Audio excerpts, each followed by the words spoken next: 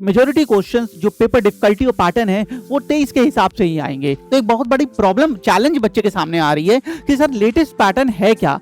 नाटा ने अपने पैटर्न को हर ईयर बहुत बहुत बहुत ज्यादा बदला है, तो स्टूडेंट के बीच ये कंफ्यूजन है। सब हम दोस्तों जो पैटर्न है, जो पेपर पैटर्न है, उसको समझने की कोशिश की है। तो आज के वीडियो में मैं आपको नाटा पेपर का जो aptitude math and aptitude session है उसको मैं कहीं ना कहीं आपको के सामने डिकोड करने जा रहा हूं और उस कैसे क्वेश्चंस आ रहे हैं वो बताने जा रहा हूं। चलिए स्टार्ट करते हैं दोस्तों आज का video. Okay, so hello my dear student, welcome back to all of you Physics Wallah design and arc.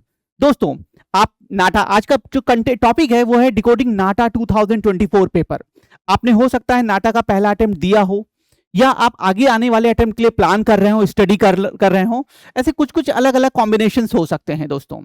बहुत भारी कंफ्यूजन है बच्चों के बीच क्योंकि नाटा ने अपने पैटर्न को पिछले कुछ कुछ ईयर्स में बहुत बहुत बहुत बदला है।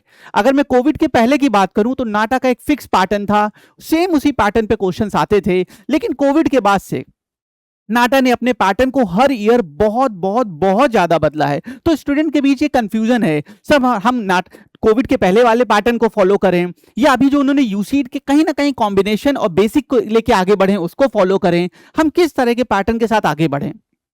और फ्रेंड्स अभी इस बार नाटा, अभी तक पहले क्या होता था, जैसे 2023 के पेपर आप सबके पास होंगे, नेट पे हैं, तो नाटा करता क्या था, पैटर्न पूरा पूरा पेपर बच्चों को दे देता था। आप अपने लॉगिन डिटेल्स के साथ आगे जाके वेबसाइट पे अपने पेपर को देख सकते हैं। लेकिन नाटा अभी इस बार अपने जो पेपर हुए हैं प्रीवियसली उनको प्रोवाइड नहीं कर रहा है।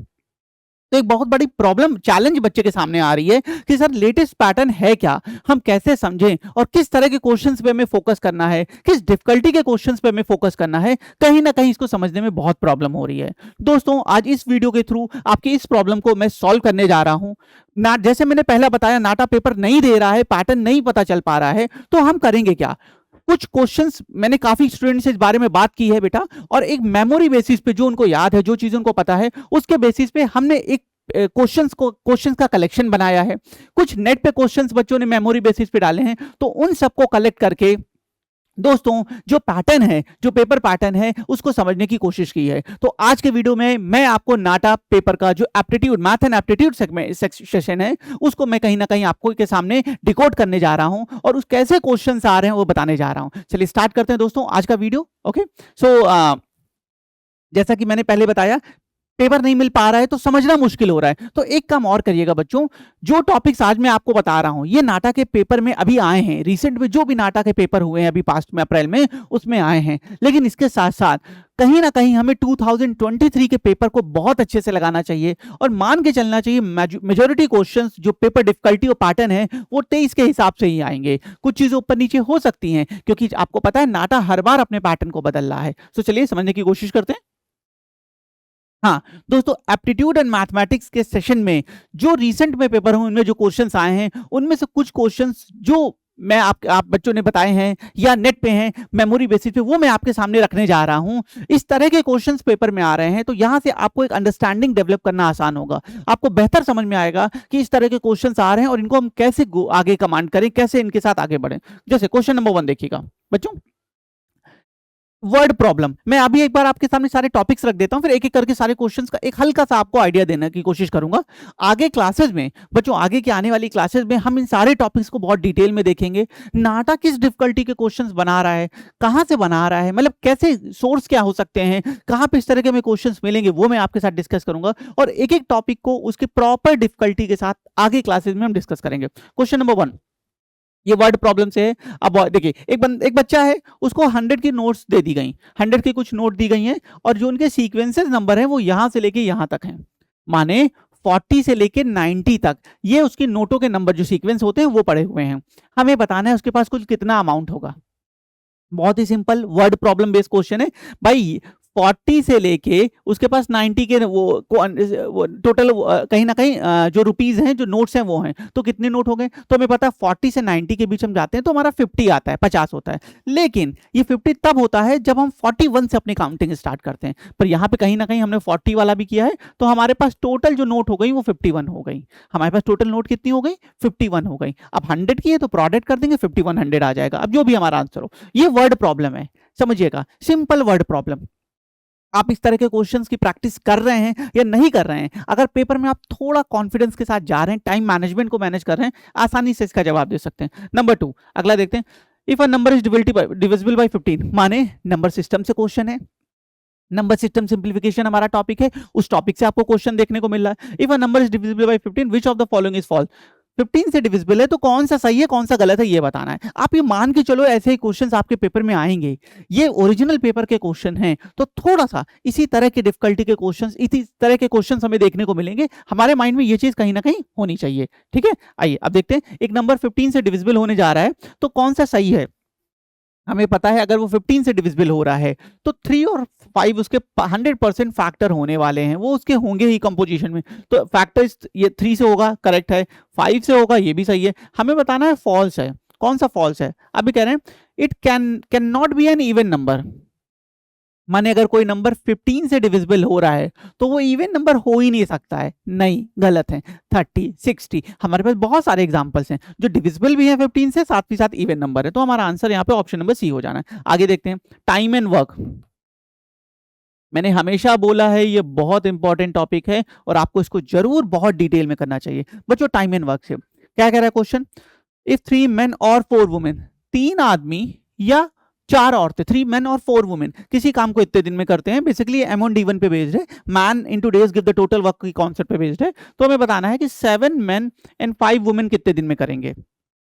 दोस्तों मैंने आपको क्लासेस में, आगे की क्लासेस में हम इसको और डिटेल में देखेंगे ये कैसे होता है, और एंड टाइम एंड वर्क के साथ कैसे क्वेश्चंस होता है ये हम क्लासेस में देखेंगे। सो टाइम एंड वर्क का क्वेश्चन है। सो इस पेज पे हमने देखा हमारे पास वर्ड प्रॉब्लम आ रही है।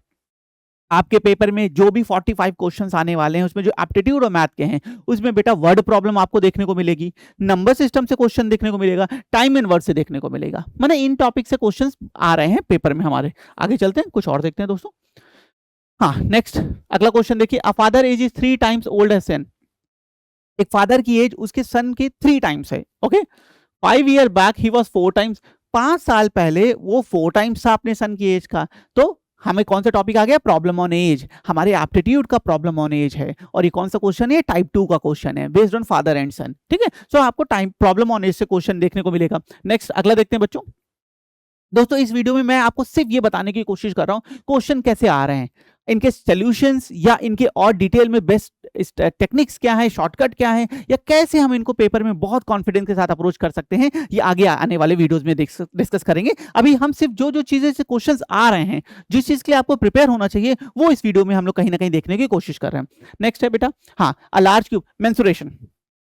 मैंने आपको हमेशा बोला है दोस्तों, और याद रखिएगा अगर आप नाटा की प्रिपरेशन कर रहे हैं तो मैथमेटिक्स में मेंसुरेशन और ज्योमेट्री आपके पहले टॉपिक होने चाहिए, क्योंकि इनसे बहुत क्वेश्चंस प्रीवियस पैटर्न में, जब भी 2020 से पहले के पैटर्न में भी इससे क्वेश्चंस आते थे बेटा, और अभी लेटेस्ट पैटर्न में चाहे जिस भी ईयर का हो, वो हमेशा नाटा ने मेंसुरेशन और ज्योमेट्री से बहुत सारे क्वेश्चंस पूछे हैं। तो आप सबसे पहले 2D 3D मेंसुरेशन और ज्योमेट्री के क्वेश्चन जरूर लगाइएगा। ये है क्या बेटा? A large cube is formed by 3, एक बड़ा क्यूब है वो 3 छोटे छोटे क्यूब को मेल्ट करके बनाया गया है। अब उसके बारे में कुछ पूछा गया होगा, सरफेस एरिया यहाँ पूछा गया है।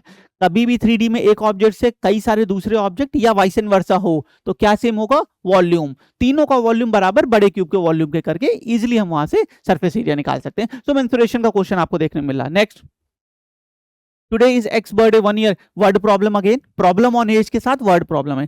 किसी बंदे की आज की एज, उसकी आज का जो उसका एक्स बर्थडे, माने एक्स बर्थडे का मतलब उसकी एक्स एज हो गई 1 year, 1 साल पहले, आज से 1 साल पहले। वो ट्वाइस था अपने 12 साल पहले की एज का, माने उसकी जो आज एज है एक्स, एम मान लीजिए कि एक्स आ गया है, तो 1 year पहले M-1, तो M-1 जो है वो उसकी 12 साल पहले की एज, कब से? हमेशा प्रेजेंट से। इस टॉपिक की जान कौन है? प्रेजेंट है, सारा कैलकुलेशन प्रेजेंट से। सो M-1 जो है वो 12 टाइम्स है M-12 का, तो M-12 में 12 का प्रोडक्ट करके आगे हम बेसिक कैलकुलेशन के थ्रू से निकाल सकते हैं। माने प्रॉब्लम ऑन एज के हमने 2 क्वेश्चन देख लिए हैं, ध्यान रखिएगा इस चीज को। आगे बढ़ते हैं, नेक्स्ट बेटा, find the next number in the series के questions 100%, series, classification, coding, decoding, analogy, इन 4 टॉपिक के क्वेश्चंस आने तय हैं, 100% आएंगे। इनको प्रैक्टिस करें, लगाते रहें। आप किसी भी अटेम्प्ट के लिए जा रहे हो, आप बेटा जुलाई के पेपर के लिए जा रहे हो, आप पर डे बेसिस पे इसके 5-5, 10-10 क्वेश्चंस लगाएं, ये आपको बहुत बेनिफिट देगा।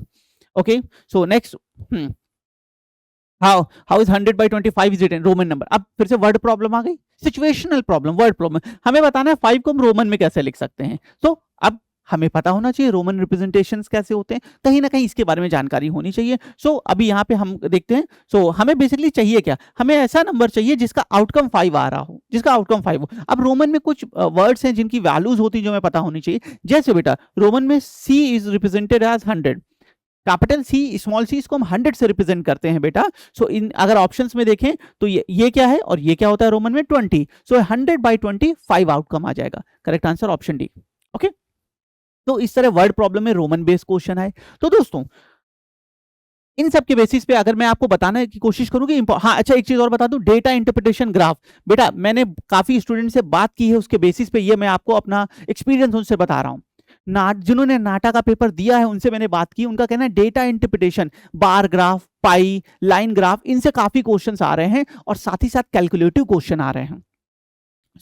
आप डेटा इंटरप्रिटेशन के, ग्राफ के, पाई चार्ट के, इनके क्वेश्चंस की प्रैक्टिस जरूर कर लीजिएगा। और इनमें थोड़ा सा कहीं ना कहीं बेटा कैलकुलेशन पार्ट आ जाता है, जैसे एवरेज आ जाएगा, रेशियो आ जाएगा, परसेंटेज आ जाएगा। तो आप इनकी प्रैक्टिस जरूर करके जाएं, क्योंकि ये कहीं ना कहीं जब हम टाइम बाउंडेड मैनर में करते हैं तो हमको थोड़ा सा लगता है हम नहीं कर पाएंगे, हमारा टाइम खरा है, गलत कर देंगे। तो इनकी आप बहुत अच्छे से प्रैक्टिस करिएगा। परसेंटेज के क्वेश्चंस 100% आएंगे, ये डायरेक्ट या इनडायरेक्ट दोनों मोड में आता है। Then we have time and work, जैसा कि हमने क्वेश्चन देखा था, series and word problem, series के क्वेश्चंस आएंगे, वर्ड प्रॉब्लम के क्वेश्चन आएंगे।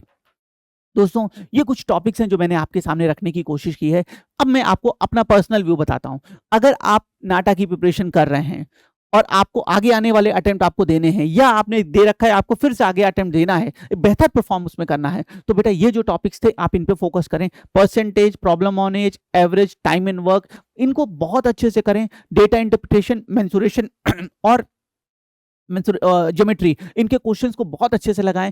एक प्रॉब्लम यह है कि हमारे पास 24 का पेपर है नहीं, तो बच्चों को बहुत बेहतर कुछ, अगर जैसे 23 में था, पेपर था, तो पूरी सब कुछ क्लियर बता दिया जा सकता था। अभी पेपर नहीं है, तो आप 23 के पेपर को स्टैंडर्ड मानते हुए उसके साथ आगे बढ़ें और जो मैंने क्वेश्चंस अभी आपको दिखाए उनको सॉल्व करने की कोशिश करिए, उनको प्रैक्टिस करने की कोशिश करिए दोस्तों। इससे आपका कॉन्फिडेंस भी बढ़ेगा और कहीं ना कहीं आप दूसरों से एक एक्स्ट्रा एज के साथ पेपर में इन टॉपिक्स के साथ पेपर में इन क्वेश्चंस को अप्रोच करेंगे। दोस्तों आई होप पेपर से रिलेटेड जो चीजें अभी हैं, प्रेजेंट हैं, उनमें से मैंने आपके सामने आपकी डाउट्स को क्लियर करने की कोशिश की होगी। अगर अभी भी आपको कोई डाउट है, कुछ नहीं समझ में आ रहा, आप कमेंट करिएगा।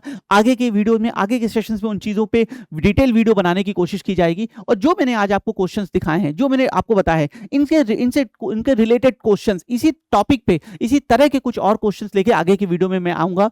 आगे के सेशंस में बच्चों इन टॉपिक से रिलेटेड जो बेस्ट स्ट्रैटेजीज हैं, शॉर्टकट्स हैं, या कहीं ना कहीं टेक्निक्स हैं जो हम हमेशा से क्लासेस में डिस्कस करते आए हैं, वो मैं आपके साथ डिस्कस करूंगा। आई होप आपको सारी चीजें समझ में आई होगी। सो आज के लिए इतना ही रखते हैं दोस्तों। अच्छे से वीडियो देखिएगा, कुछ ना समझ में आए बार बार देखिएगा, क्वेश्चन जरूर लगाइएगा। कोई डाउट हो हम उसे आगे फर्दर बिल्कुल डिस्कस करेंगे। Thank you.